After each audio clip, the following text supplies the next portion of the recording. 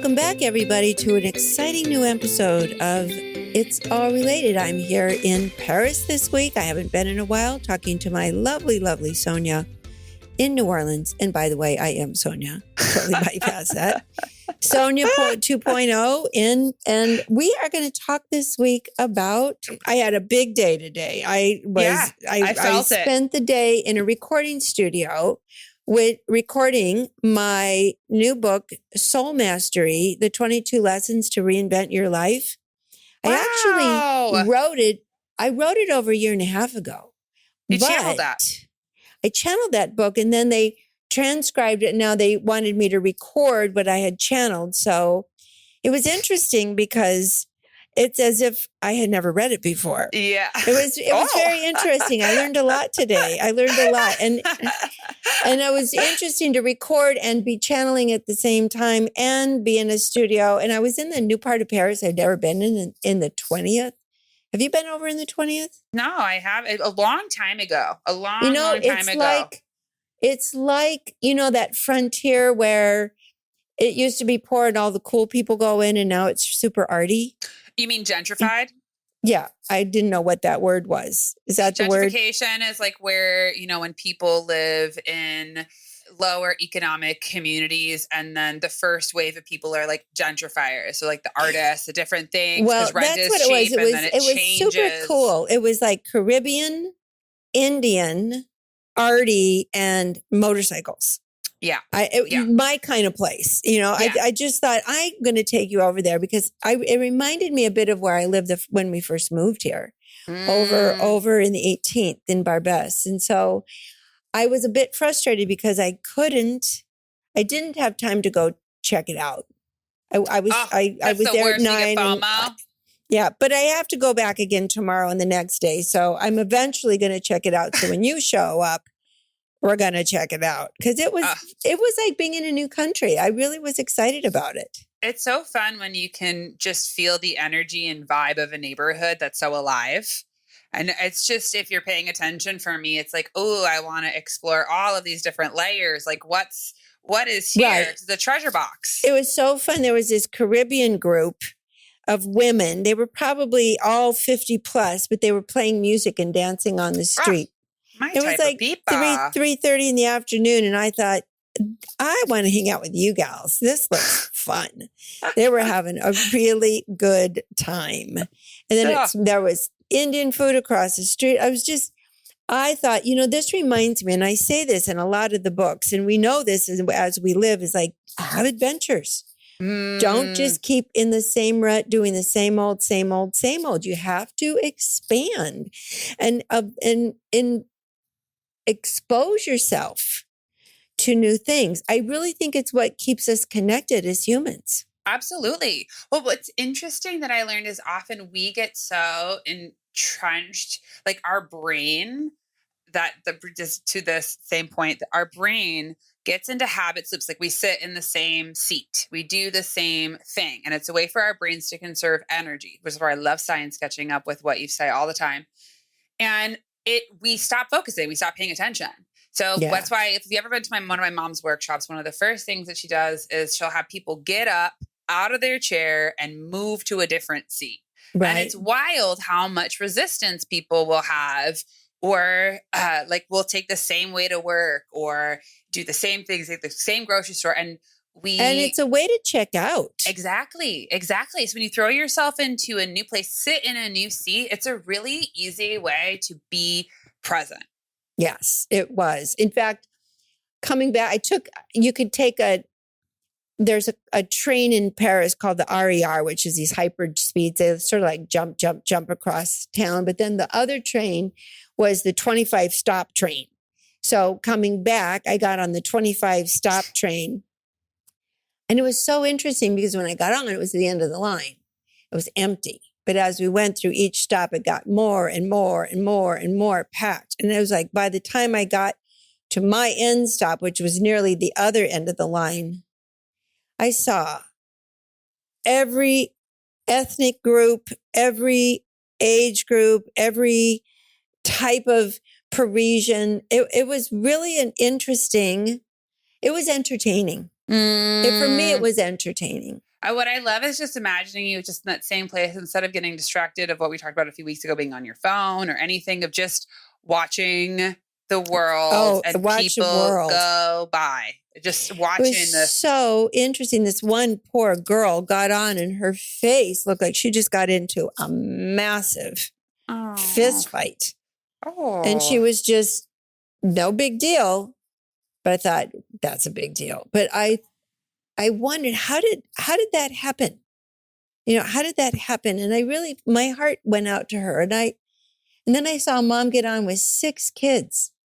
And I thought, and they were all like under 8. It's like, how did that happen? I mean, well, we know how that happened, but how are you managing? Yeah, it's a lot. On a public going up and down the stairs and in and out the turnstiles and getting the whole set of ducklings on the train. It was really interesting. Just a different pace and clip. I mean, also it's their life. It's their daily life. I love it because nobody seemed hassled. No. Not even the woman who got all beat up seemed particularly bothered. She was kind of chill. So it's interesting. Who knows what was really going on in that universe? But I've always loved that. I've always loved really tucking into the shadowy corners. I mean, I think in my alter ego, I was a detective. I think in your past life, not your alter ego, your past life. I think my past lives are my alter. Like I love a good like kind of sketchy. What's going on here doesn't look all that safe, but it's still humanity. I always have loved that. Always. The complexities of just what it is to be alive in an urban, dense world. Yeah. Well, for myself, of just like remembering when I'm in those places of just like the universality of being human. Like I can find that when I get in my own world, I can think of like my pain or my suffering is like special. Like it's like, whatever. And then I'm like, oh no, like this is everybody goes through it in different ways. It's fun that you would say that, but funny that you would say that because I thought by the time I got off the train, and it was 45 minutes. It was a good ride. I thought, truth is life can be really hard. Yeah. And we're all just really trying to do our best. Yeah. I'm saying it's not relentlessly really hard. No. But just moving through time and space in the 3rd dimension. For real. Among other humans in time and space in the 3rd dimension and just maintaining your ground. And if you're an empath on top of it, it really just, and then it also taught me something. I also thought about something else because I was over here and then I was over here and, different people. And then I remembered my teacher saying, mind your own business. Yeah. And that doesn't mean don't care to be disinterested. It just means don't get your energy entangled in what isn't yours to manage. 100%. I have to remind myself of that. It was interesting. I was spending time with, I was chatting with a friend and she was just sharing a story about how she'd gone on this bachelorette trip that was just drama. Like it sounds stressful just to hear about it. It was just strange. I've never, just in terms of like the company that I keep, and I find that in relationships, that's like the big thing of minding our business. Because when we care, like all of a sudden I'm feeling my friend who might be unhappy, and then that's not my business to fix or manage or whatever, like stay in my lane. But it was interesting of just hearing like all of this drama. And I was like, what is going on? I was like, I don't understand up with that much time, energy, effort, like that you guys didn't have fun. What is up with that? Oh, that's too bad. But you know what? I got to tell you something. I have noticed throughout working with people for years, there is a certain propensity to go to drama when you're ignoring your creativity. Ooh. I really have seen people who are not being creative are actually bored. So they cause drama for entertainment. And I've seen that it really is an absence of creative expression and the creative urge finding some outlet. Yeah. Yeah. And just insane. I love what you're saying, because also when you're bored, but I know when have been really bored, I even think of like and I'm unhappy, my imagination goes crazy. It's like, then I can really ruminate, and then I can really tell these different stories. And then I say, well, I know what people's expectations, it's interesting how it like fills in The blank, blanks. to then like create some excitement, but that's not really that exciting. That like takes away from my energy instead of fills it back up. I'm like, but here's the other truth. You know what I do love? Watching good reality TV drama, but like light, not too much. I got to tell you, I have a new TV show I'm watching that is embarrassing. What? But I like it. It's called The Summer I Discovered I Was Pretty. Oh, really? Okay, that came on. I didn't even watch it, but I was like, I don't like the title. It was I was really kind of desperate for some entertainment, so I started watching it. It is really bad. It's teenage drama, but I thought this is really an interesting, more modern show, because when the teenagers have drama, but they're all also a bit more conscious. They're all like, well, this is my pattern. And I'm thinking, you guys are 16 and you're doing that. And I'm thinking, is that real? Or maybe 16-year-olds are that conscious now. Could be. So I got pulled in because of that. It's like, oh, I'm sorry. I really need to apologize to you because, I got drunk and kissed your best friend, and this like 15-year-old to his older 17-year-old sister. And I'm thinking, I had brothers and sisters, and that was not the way it went down in my house. We were not that articulate. We were not that conscious, and we were even somewhat conscious. But anyway, I watched one season. What's interesting about that is in some ways, I find that younger people are, and it's cool to see the evolution of consciousness, like intergenerationally, of just like, I thought about that. It's like, well, if that's the way teenagers are today, there's hope. Oh, for sure. I mean, every time I spend time with young people, I feel like that. And on the flip side of that, at the same time, I read this really interesting article on Bustle a while ago. It's like talking about how so much of like quote unquote therapy language, like I maintain my boundaries or has become, without people actually refining their skills, has been a way of how we actually control other people. Oh, yes. And my boundaries and my walls. And I even read an article that this is the generation that is saying, if you bug me, I can cut out everybody. Yeah. Yeah. The black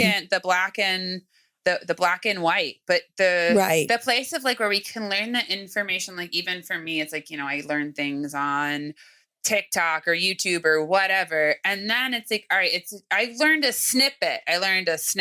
So let's dive in instead of just saying, I got the lesson. I figured it out. Right. There's some finesse. As we know, there is only shades of gray.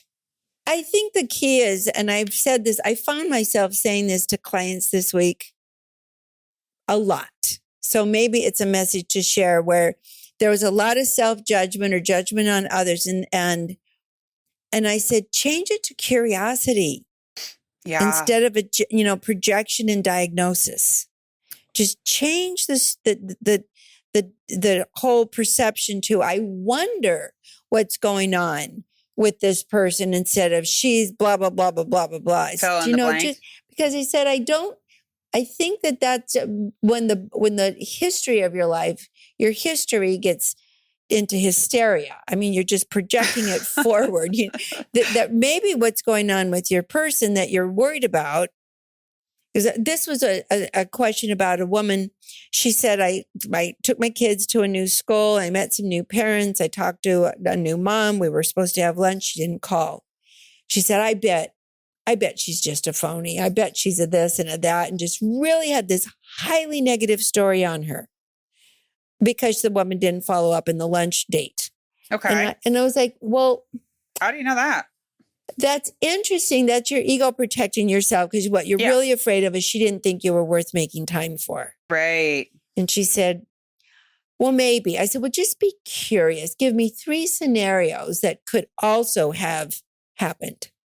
I said, let's just wonder about 3 alternative scenarios. Because that was one of the tools that my teacher, Charlie, used to give me when he'd say, when you jump to a conclusion and you shut the door on intuition, just come up with 3 alternative scenarios. Mm. And I found that usually one of those 3 turned out to be more the intuitively accurate one. And she said of her 3, she kind of participated and she said, well, maybe she's just overwhelmed. Oh. And then later, she ran into her again and the woman said, I'm so sorry I didn't follow up. My husband's traveling. I got 3 kids, on school summer break still. And I've been literally overwhelmed with how to manage the schedule alone. And she tuned into it. But it wasn't her go-to. Her first go-to was that woman is not nice and I have to come up with a big negative story. Oh, I love just even of having that place of curiosity and wonder of just not even intuitive listening, but also of being not so sure of ourselves. I know that for myself, when I'm feeling hurt, Pete, my barking dog, stops listening. Because he stops listening. I'm right. You're wrong. It's this. You need to hear me. Right. You need to hear me. But I was thinking when I get like that, I try to reflect on when I'm like that. And here's when I'm like that. This is something I got to work on. When I meet a person and I meet a vibration of somebody who's guarded in their head, super ego, doesn't seem to have any availability of heart or authenticity, I immediately don't want to know them. I will admit it. I behave kindly, but internally it's like, you're boring. You're not available and I'm not going to work for it. Well, that I find is actually a good boundary that's got from trying too hard. It's like, if you're not going to meet me halfway with curiosity, although at the same time of looking at it for myself, I look at it through the frame of, wow, they live such a different life than I do. Like even for example, I had a woman that I gave a reading to this week, and it was a gift from a friend. Now, I'm always wary of gift readings. Yeah, me too. I really don't like them. I'm right. Me neither. Unless the person who's being gifted wants a reading. If they're like, this would be a cool gift. Like I said, if you bought me tickets to the Faint concerts, like I want to go to the Faint concert, unless if you bought me tickets to like Tim McGraw. I'm like, that you love Tim McGraw. I don't know who Tim McGraw is. Same. Right. You don't want someone feel obliged to have someone poking around in their private life energetically. No. So anyway, I sit down to do this, to do the reading. And how I do my readings is people give me a little intake form and I meditate and kind of we tune into their energy first. That's the download, the download. And the first thing that I just felt was just this closed door. I get into this. In the reading, first thing I ask, because I'm already feeling the wall up, is do you want this reading? Or was this your friend's good idea? Right. And and if somebody gifts a reading, I don't charge anyone till after the reading is completed. Well, it's like your friend, no harm, no foul. Like your friend, you don't want it. Your friend had a good idea, whatever. Anyway, we start and it's like cement, man. It was just like cement. Anywhere that I went. And the interesting thing was she was so in her intellect that everything, she had gone through some big things, some big stuff in her life. And it was all so intellectual around dealing with it and so practical that there was no access to any feeling. And I was like, oh, your heart chakra is so boarded up. Because I feel like there's almost like the fear of just like cracking that open, that there's a fear of loss of control. But that's exhausting. And at the same time of just being able to communicate in a way that can be received. Because I'm not going to say to this woman like, hey, you are so shut down. It's especially alarming. since she didn't ask for the reading. Exactly. But then I was just to your point of, I can see it. Pete is like, I don't want any part of this. But from my higher self, from my spirit, I'm like, I have compassion that that's her framework and perspective, not pity, and also understanding of it's been her creative way to manage. And that's just her toolkit. And if it works for her, which I know it's not really working. I mean, as a reader, I'm like, this ain't working, babe. The wheels are going to fall off at some point. I'm telling you. I mean, it's anxiety provoking when you're intuitively seeing that the system's about to implode. With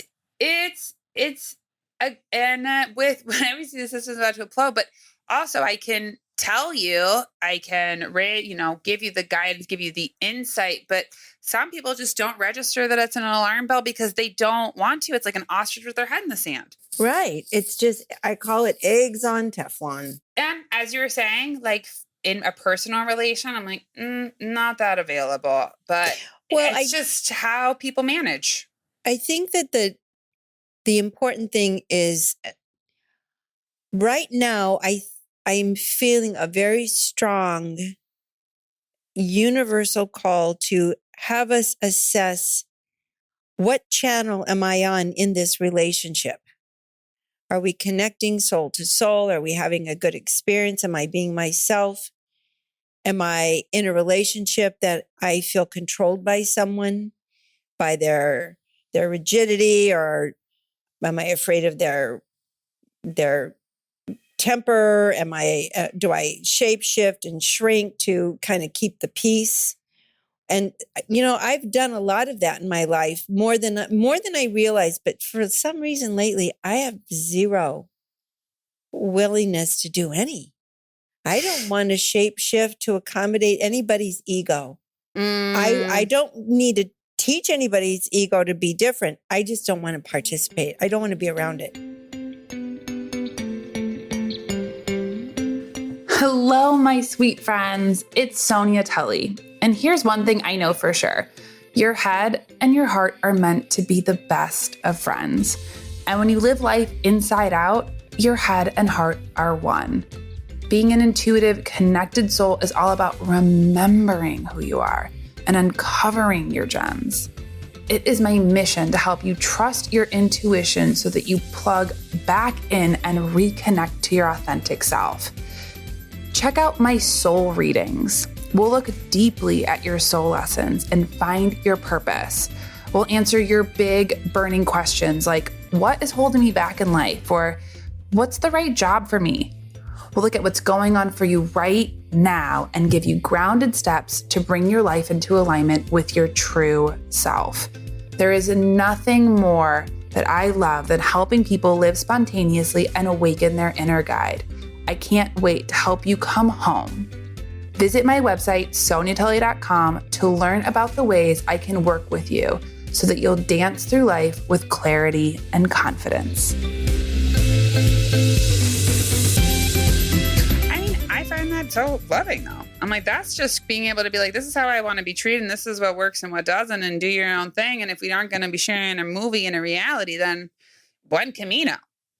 Love well, ya. I definitely think that I know a lot of people are having a big sort of revelation about their relationships and a sort of unexpected review of who's in and why are you in. And, just like your girlfriend's having the wedding bachelorette party that went to, off the rails. It's like, why are we together? Is this working? Is this working? Is this, because for myself, I was like, I can't relate. I cannot relate. I cannot imagine that my friends in the company that support me wouldn't miss the point of like everybody showing up to be in to celebrate, celebrate instead of someone. not good enough.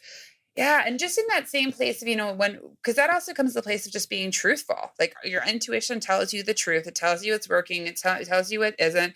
And then in communicating that to others, one, we honor our spirit, we express our truth, and that lets us be seen. And then we also give permission to another person to also be seen by listening and having that be reciprocal. And that's like not only deeply healing, but connecting. If the communication is delivered properly. Yeah. Yeah. I mean, if you can't say, my intuition says you bugged the crap out of me, that might not be well received. Well, that's not your intuition. That's not your intuition. That's it's mine lately. My intuition says you're annoying. My spirit says you are that is definitely Fifi trying to put on the psychic hat. But there is something called micro-betrayals, where you just self-betrayals, where you just let things slide too many times that now you're just not really being yourself. Oh, I hate that. I'm so glad I don't do that anymore. It's so great. I just love I just love as a part of, I mean, it's never an all or nothing. I definitely can. I'm not going to pretend that I'm above it, but I just think of the big pattern of that for me when I was younger and like a kid and like an intuitive, empathic person and just wanted people to like me. So I would just be like, yeah, it's fine. It's whatever. Sure. Until I don't do that anymore. I'm like, that was not that fun. I think of my high school like bestie and I'm like, she was not my friend. And it was wild to think about. Absolutely not your friend. No. I knew that. That was a tough one for me. It's gotta be hard if you're a parent, if you don't like your kid's friend. I did not. I knew she would throw you under the bus every which way to here in the corner because she really, and here's the thing, she was a friend of me.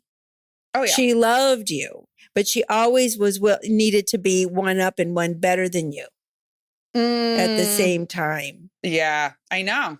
And you know what I did? I was like, that's my best friend. I'm my best friend. I'm my best friend. I love her. I love her. And even now, like I'm like, I have love for her because we were together for so many years, but that was not fun for you. No, now I'm really of the caliber of just like who's in and around me, who helps me grow and like what feels good. Like, do I leave feeling uplifted or do I feel, is it up or down? Well, it's even so interesting at even like little tiny kids can even start being stinker bellies. I mean, there's a bunch of little kids where we live in London out in the park, just near, out behind the home. And they're little. This little 2-year-old. I was actually talking to you with Soofs on the phone and the little 2-year-old. Yeah. She came up on the FaceTime. Yeah. And she was so sweet. But then a little kid came up to her and she was so mean. Who couldn't have been, we're talking 2 and 3. Mean to the other little girl? Mean to the 2-year-old. So then I had to sort of. Older or younger? Was she or the same age? She was older, but not much.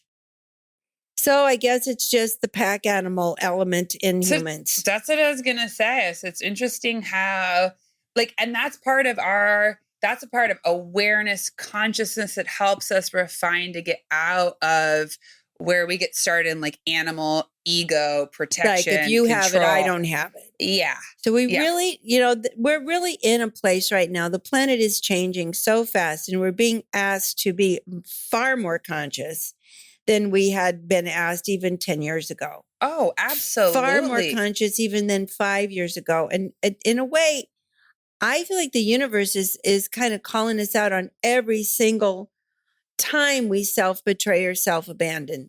I think that if indeed you're on a conscious rise, if you are committed to a conscious rise, you're not going to get too far like we used to, self-sabotaging or self-abandoning. Something is going to alert you even more intensely. Your higher self, I think, in all people is more embodied these days.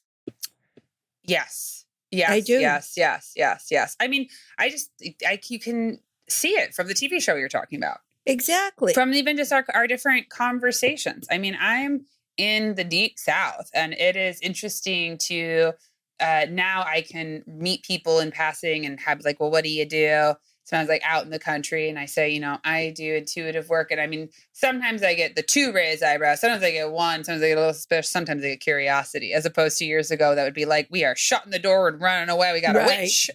Right. There's definitely been a cooling of the reactivity and a lean into with curiosity. I think it's because too many other people are organically starting to have really quite significant intuitive experiences of their own. I think more and more people's inner senses are turning on spontaneously, just as again, survival. Yeah. I mean, I found that that in this place, it's almost like as we all shift, it's like the highest predominant frequency pulls everybody up. Yeah, like all boats rise. Yeah, all boats rise with the tide. And, now even in some ways, the beautiful thing about having so much information is of like how much we don't know. I mean, that's why I love science, why I'm like so interested, because it's so cool to see how it catches up. It catches up. I have to get over my resentment of science. Oh, I'm getting over it. A year ago, I was still kind of irritated by science, but now it's catching up, and now I'm seeing the value of citing science. Source. Yeah. Well, I love it because I'm like, you can hear what I'm talking about. And we've been talking about this for years. From the time I've been raised. And guess what? Now I got this study to back it up. So what we talking about? We talking, like, for example, I think I may have shared this last week about how vibrations in places can change the physical structure. Did I share this? That was interesting. Right. And how, but it makes sense. You walk into a place, you and it's feel a black hole. A vibe, you feel it. And that even just our own auric fields when we're in having big emotions, it's like Pigpen. It can leave a remnants that science can track that we literally pick up on, even if there's no one in the room. I'm like, how cool is that to learn about on a very physical level when I know it on an energetic, spiritual level, and intuitive level without a shadow of a doubt. Right. Now you can walk in and just you don't have to shut it down. No. And I love what you're just saying about mindfulness and like of just being curious as not only a portal for listening, but a really great way to train your pet to be open. Because I know for myself, like I got into an argument with Lane last week, and I was so sure of my point of being heard that I wasn't listening. And we were just in this like back and forth and this. And I thought, I'm just going to be curious. So we started talking about a different topic, and I just said, tell me more. And I zipped my lips and I said, tell me more and tell me more. And until I got to the point of, okay, when we argue, I need to be sensitive to the fact that he needs reassurance that it's okay and not like the moment isn't okay, but it's okay. So I found for myself of having curiosity opened up intuitive listening and understanding in a framework that I wasn't available to because I was so wanted to be seen, heard, understood, whatever, that it blocked what I actually wanted. Yeah. I'm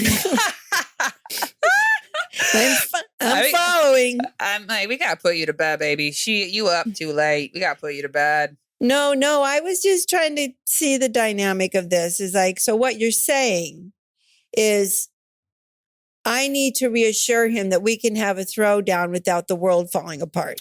Yeah. Or like in the moment. Like it's right, because okay. we are intense Romanians who have throwdowns. I have a different way. Like I know that I'm not afraid of the ring. Of the intensity, right. Yeah. We're having a throwdown. We'll figure it out and we'll be fine. It will feel better. Like that's different. So that's a whole other thing. But you're right. I am not so attracted anymore to the intensity of the throwdown. Oh, no. Me neither. I'm over it. I used to like it, but I don't like it so much anymore. No, I don't like it. For me, a 3. I like a 3. I don't want a 10. I don't No want to, I don't 10s. want to, I don't want to, hangover from an anger hangover. I don't want that. I don't Yeah. want, because often, A is it that big hangover. of an hangover? The hangover. Hangover bag. Actually, I feel like we're all evolving because there hasn't been a lot of that. No. God bless. Lord. God bless. And even I haven't heard a lot of it, even with people around me. Oh, but that's exactly. And that's where I'm like, that's where for me, when I was hanging out with my friend, I was just like, this is not my vibe or my reality. Like there's drama and there's like upset and sadness and things in the world. But in my world, not a good use of energy, time, or attention. Yeah, it's like you're not creating enough good stuff. Yeah. You're not creating enough good stuff. You need to create some good stuff. Something new. This telenovela is not a good creation. I mean, I do love to watch it with some popcorn on the couch. Yes. Can you believe? I can't believe it. I mean, trust me, I do love some good tea. My favorite, there is a podcast called Normal Gossip that I don't listen to as much anymore, but I used to love it because people would call in and tell a gossip story that either happened to them or a friend. And I mean, these are insane, like just like epic sagas and they were so fascinating because it was just like the hot goss. It was hot, neutral goss. I didn't know anyone. That would be interesting, just to observe how people navigate. Oh my gosh, it's so, I'm like, tell me. And then Sharon said, what? Yeah. I'm really curious if most people are the majority of people still into that, or are they majority moving away from that? Because there isn't a lot of that in our lives, in my life, in your life. But I wonder, I guess sometimes when I watch there was this show in LA when everyone was from Persia. I can't remember it, or there's these. Yeah. And they're dating. What are they doing? It's just like they're all dating and they were all having such petty. We're not talking to you and you're not talking to them, but we're all a group. So the 3 of the 5 of the 8 group can sort of see each other. And then 2 of the 6 and the 7. And then we all have to get together because the parents know each other. But it was exhausting. I would be in a sweat. I would be exhausted too. It is funny to see how, I mean, it's entertaining, but it's not sustainable.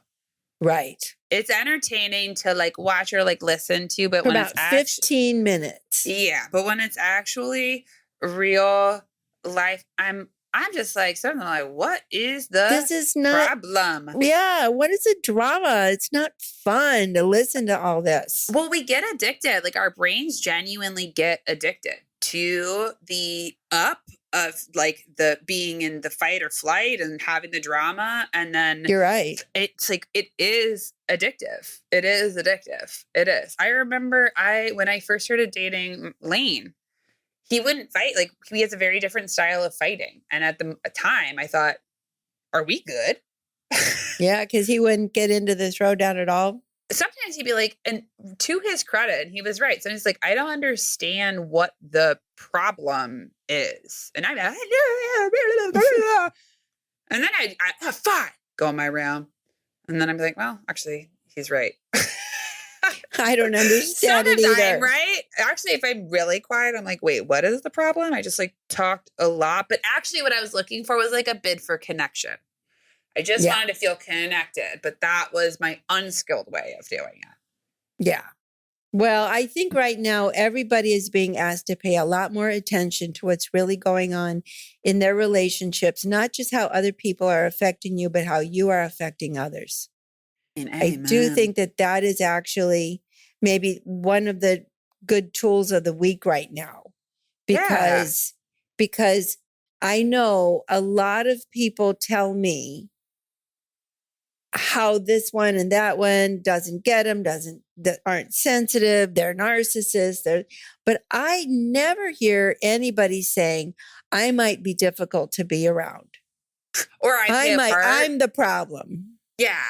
Yeah, it's in again that same place of diagnosing. I think also just being a question of if I not only be the change you want in relationships, but where might I unconsciously be causing harm because of patterning or conditioning or places of how I want to be better as well, how I Yeah. affect others. Love it. Well, I Love it. definitely remember one time I was doing a reading when you girls were really little. Mhm. And we had Adelita, who was your nanny, and she knocked on the door and she said, she whispered, help.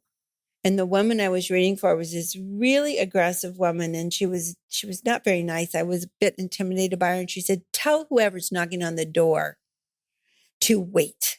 It's my reading. And I said, but it's my nanny with my kids. And I opened the door and she was spread eagle on the floor having a full-blown appendicitis attack. And I had to call an ambulance. And the woman that I had been reading for was so mad. She was so mad. And I said, well, this is why your life isn't working. So I will give you that input from my reading for free. And I can't read for you. I love when you just are so honest when the I definitely, it's my Aries moon. I mean, I can be really nice and then I come in as like torpedo. And I don't mean to, but it is. But also that was direct and honest and true. And like it needed to not be sugar coated. I have that in me, and it's never mean spirited. It's just direct. It's just Annie Oakley over here. Yeah, it's like rootin' tootin' cowboy. She's keeled over, and you're annoyed. Maybe that's why your life isn't working. Maybe that's why it's hard to maybe you don't need a reading. Maybe you just need to figure it out that you are an obnoxious bore. But now I remember that Fifi does have problems with that. I think it's because I was the middle child of 7 and just getting any sort of recognition or space in the mosh pit was a challenge. I get it. So when you don't give someone their due attention, it irritates me. It's like read the room. Read the room. Read the room. Get your look up, look out. Here it comes. Somebody's having an issue. Put your own stuff aside for a minute. I mean, that is a big part of me. It's true. It's true. And that's just being aware, though. I love it. Yeah. But that's that's our good tool of the week. We'll make that a tool of the week is rather than decide how everyone's irritating the heck out of you, how are you? And be curious. Be curious. Not judgmental. Be curious. Just how are you the difficult one? Just say, we have to do that. I know mine. I can be very detective eyes. I can sometimes be a super what's the word? Controlling at times around how like knives or where things go or this or that. I just sometimes annoy the crap out. I mean, no, like that. Like, shut up. Let them do it how they want. Doesn't matter. Older sister. Yeah. Being older sister managing. Oh, Sabrina's worse than you. I just I don't have that micromanagement, but I do around things like don't touch my headphones. Don't touch my sounds computer. like having kids, a mom wound of just being like you are in all because you have gosh, I love your stuff to this day. Well, you know what?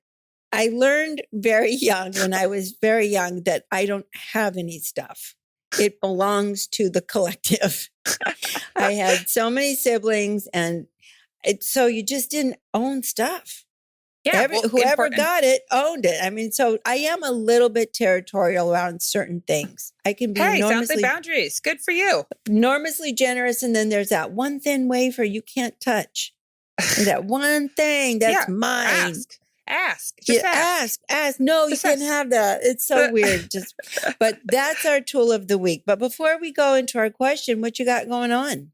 Let's see. I am excitedly I'm redoing a rebrand, but I'm going to be opening up my Psychic University later this fall. So if you want to join a group class on developing your intuition, definitely sign up for the waiting list. You can find the waiting list in the show notes. As always, I'm taking on a few mentors for the fall season, which I'm excited about.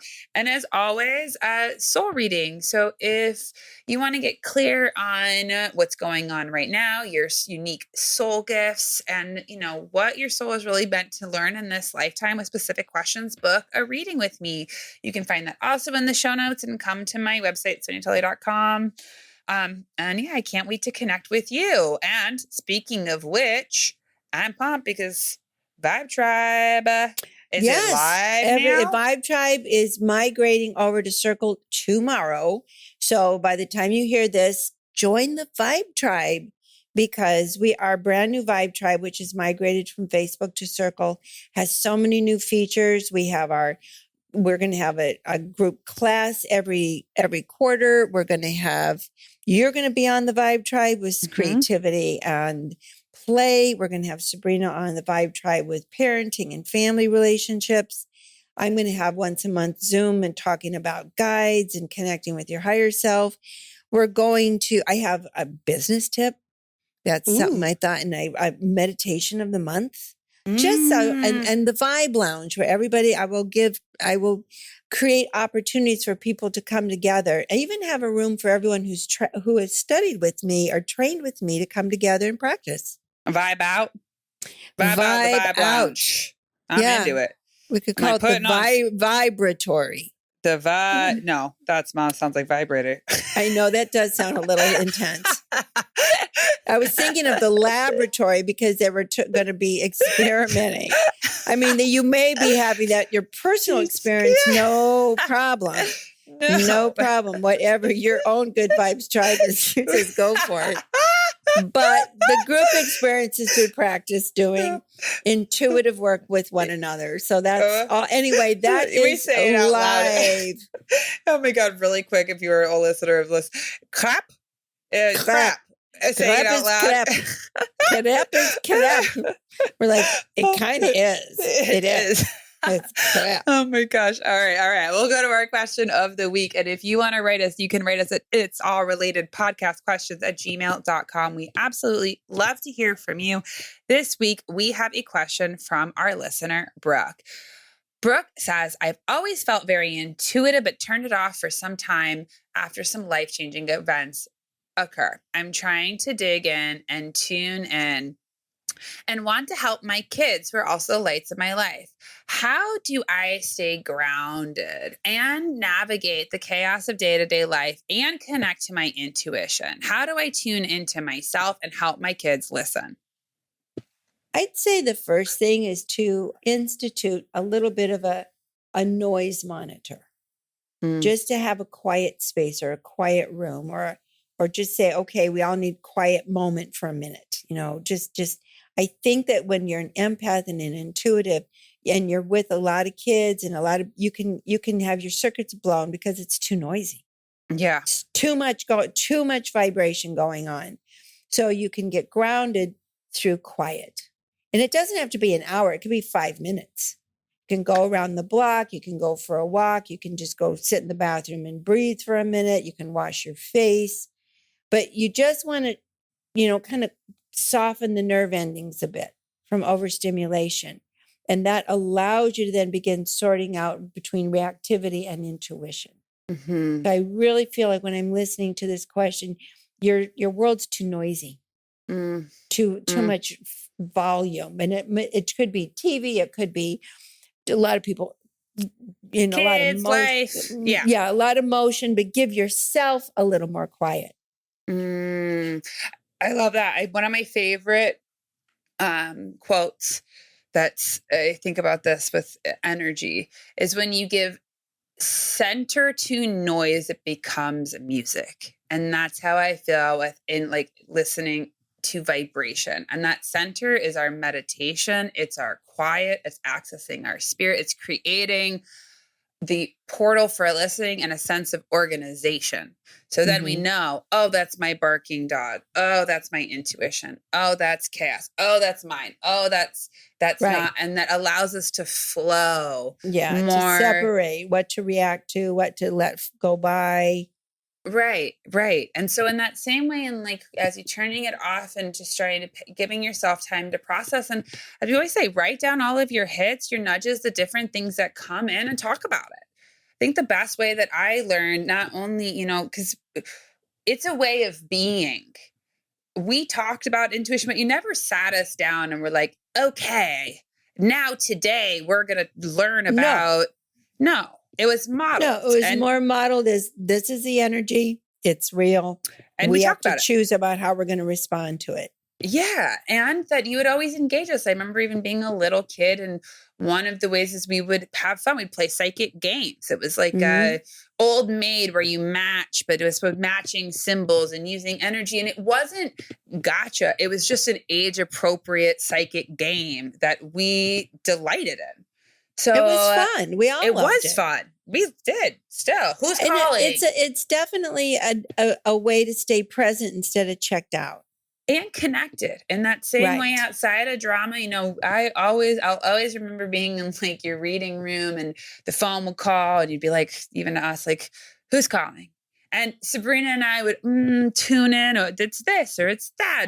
And it was never about who was right. It was about the practice of tuning into the vibe, putting up the antenna and back. That was more than any, you have to know this. Right. It was never about the affirmed. information. It was about the experience of tuning into energy.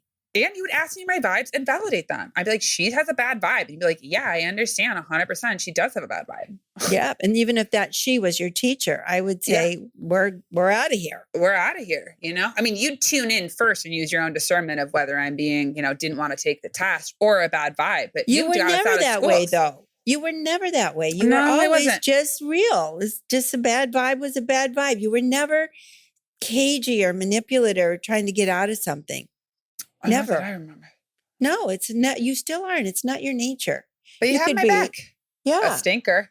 You could What be could a I be? stinker a little bit of How time. could I be a stinker? Tell me how I was the best stinker in a little.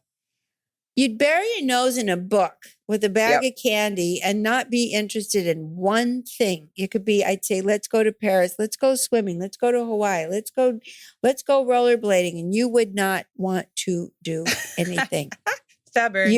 Stubborn. And I got that. I thought the more I push, the worse it gets. So I wouldn't push too hard. No, you wouldn't. You wouldn't. I wouldn't because I knew it wouldn't get me anywhere.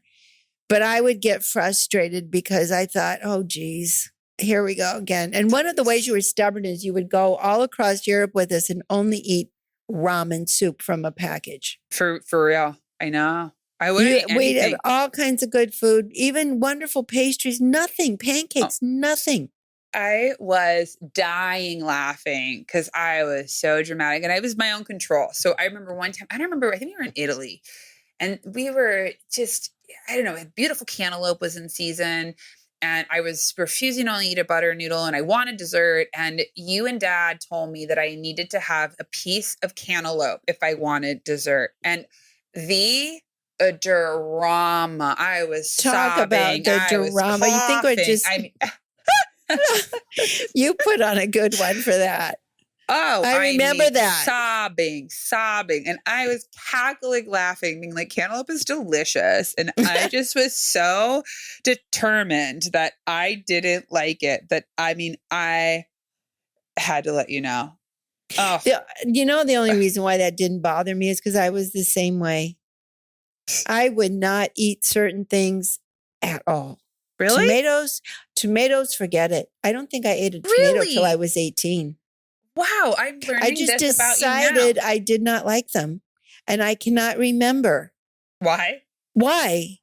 I just decided I do not eat tomatoes. And it was a big deal. I mean, by the time you're 18, no. I didn't eat avocado till I was like 20 out of college. I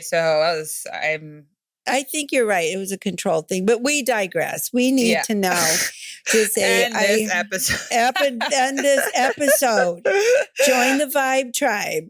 Join the Vibe Tribe. Good. So join Sonia's class, and we'll see you next week. See you next week. Sending you all our love. Bye. Last, if you like us, don't forget to rate us on iTunes, subscribe, share it with a friend, leave a comment. It helps us so much and means the world. We'll see you next week. All our love. Bye. Bye.